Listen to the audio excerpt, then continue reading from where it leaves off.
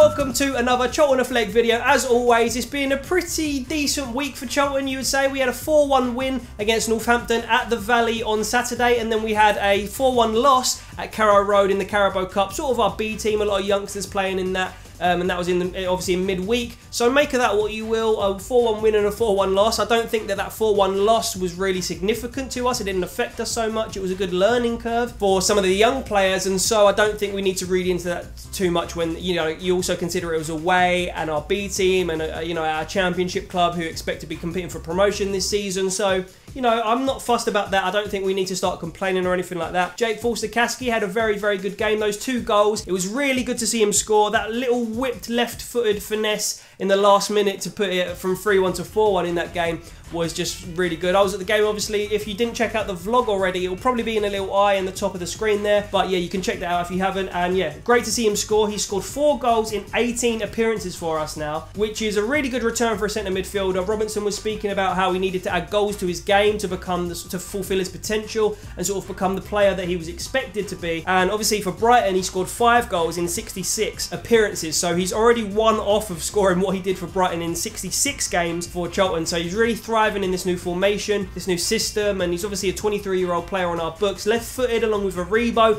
I like the symmetry that we've got Aribo and ForsterCaskey left-footed and Karshi and Crofts right-footed. So I don't know, that's just me being funny. It probably doesn't make too much difference, but I just like how they can sort of cut in, and obviously it was really useful for ForsterCaskey to be able to cut in and whip that round on his stronger foot to score that goal. It's great to see that we've got a 23-year-old, I think he's 23-year-old midfielder on our books, our player, not a lone player, which is really good to see. And obviously then Novak and McGuinness are both off the mark. So Novak obviously scored the opener in the game against Norwich in the Carabao Cup, and then McGuinness obviously scored that really early opening goal against Northampton Town. He was back from his injury a little bit early, and he's now found the back of the net, which is really good. Can he step forward and go on to score 10 to 15 goals in a season? Or beyond 10 to 15 goals a season and score like 15 to 20 maybe? I really hope so. He signed a new contract with us. He's at a really good age for a striker, 26, 27. So I hope that he can. We still definitely do need a striker though, but we'll talk about that when we get to the transfers to compete with McGuinness, maybe Novak if he stays, and that's really good to see from our 2 strikers there. And then the fitness, I just want to mention the fitness. Our squad looks so fit, and the way that Robinson's doing it, we don't need to risk any players that aren't fully match fit like we probably have before in the last couple of seasons with Karshi, with other players that probably played when they were maybe not quite right. We're missing a lot of players at the moment, and we still are fielding a really strong sort of A squad for the League One fixtures, and there's players that are going to come back and strengthen us even further. If you think about it, we've been missing Novak, Lenin, Crofts, Page, Reeves, all these players, and there's probably more that I haven't named as well, Marshall obviously. All these players, are 6 first-team players there that are missing, and we're still fielding a really strong squad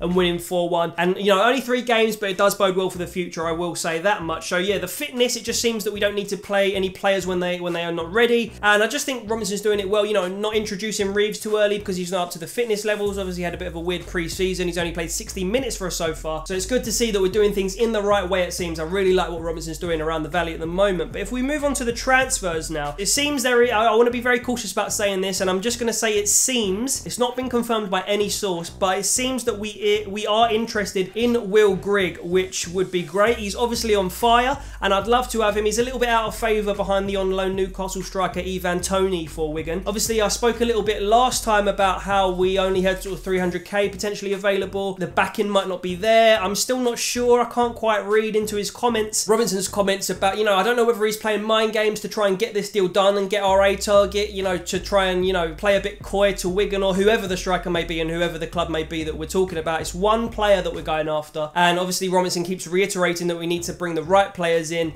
and he was also asked, do we have enough if we don't get a striker signing in? To which he replied, yes we do. So I'm imagining that he's talking about Hanlon, Umara, Hackett Fairchild, of course, Ahern Grant, that could go and do a job up front. Unproven, but, you know, when you've got 2 decent strikers like McGuinness and Novak in there, youngsters learning off of those 2 strikers, it's not the end of the world. But we don't want it to not be the end of the world. We want to have a really competitive squad. We want to be greedy, like Robinson says. We want 3 good strikers to go into the season with, like, sort of first-team prolific strikers, I suppose you would say. But like I said, I'm not sure if we genuinely won't pay the money or if we're sort of playing mind games with the club to make sure that we get the deal done or try even further to get the deal done. I would just say don't be surprised if we don't get a striker in. I think it's fair to be disappointed if we don't get one in, but judging by what I've seen, you know, the 2 strikers that we do have on our books getting goals, I don't think it's like the end of the world, but it would be a bit of a confusing thing. And another player who's not a target is John Akinde. It's been officially ruled out by Richard Cawley, and apparently Akinde we're not after him, so that's one that you can expect not to see. The goalkeeper and the winger front has gone a bit coy, a bit quiet, I suppose, so I don't know what's going to happen, whether we're going to get Phillips out on loan and bring someone else in. And then obviously for the winger, the last I've heard is that we sort of just want one, we want 2 players in, so don't know if there's any specifics related to that. Maddison, Stewart, the business seems to be quite quiet on that end, but I hope we do bring one in because we probably do need one. Although Charles Cook and Ahern Grant have obviously played well for the first few games. Can they be sort of competing for a first team squad for 46 games in a season plus cup games? I'm not sure. I think we maybe need one more, but not a lot gone on in the last couple of weeks on that. A difficult away game tomorrow against Rotherham. Obviously got relegated from the Championship last season. They scored 5 goals in their last home game. Been on a little bit of good form as well. So it will be a very, very difficult game. Also, one of the guys at Rotherham, I can't remember his name, Richie Barker, I think. Obviously, Karl Robinson and him know each other very well. So Robinson has come out and said that Richie Barker sort of has an advantage because he knows how Robinson likes to play. So we'll see what happens there. But yeah, a couple more little finishing touches for Charlton, and I think mainly a striker, and I think that we would be in for a very exciting season. And tomorrow's game, let's hope that we can get a win. We're obviously going there to win, but if we draw against Rotherham, I wouldn't be too displeased, but we do want to win every game this season, and that needs to be our mentality. But if you are boycotting this season, guys, make sure you go and check out the Amazon gear in the description. It's just a couple of little sort of vintage Charlton polos and shirts and things like that. Really sick if you don't want to put the money in Roland's pocket, so make sure you go and check that out in the description. But that's going to be it for this video, guys, so make sure you leave a like on the video, make sure you subscribe if you're new, make sure you comment all your thoughts and opinions down below as always.